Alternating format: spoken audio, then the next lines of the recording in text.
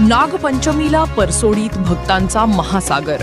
नागमंदिरात हजारोंची गर्दी, गावाला आले जत्रेचे स्वरूप। नागपंचमीच्या निमित्ताने लाखांदूर तालुक्यातील परसोडी नाग येथील प्रसिद्ध नागमंदिरात आज हजारो भाविकांनी दर्शनासाठी गर्दी केली।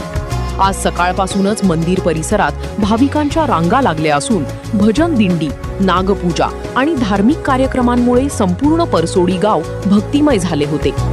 परसोडी येथील नागमंदिर जागृत देवस्थान असल्याची भाविकांची श्रद्धा आहे।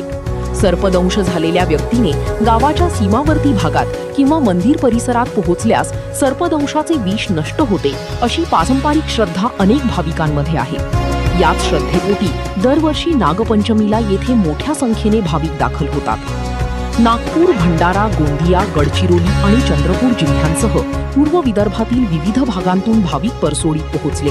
त्यामुळे सकाळपासूनच रस्त्यांवर आणि मंदिर परिसरात भाविकांची मोठी गर्दी पाहायला मिळाली।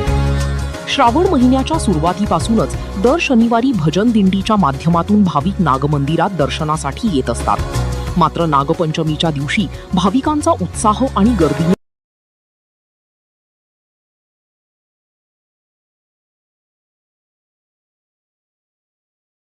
या आज परसोडी नागमध्ये नागपंचमीला खूप यात्रा भरते आणि अशी एक परंपरा चालत आहे या परसोडी नागची की कुठलाही साप चावला जरी असेल तरी बिना दवाईना दुरुस्त होते।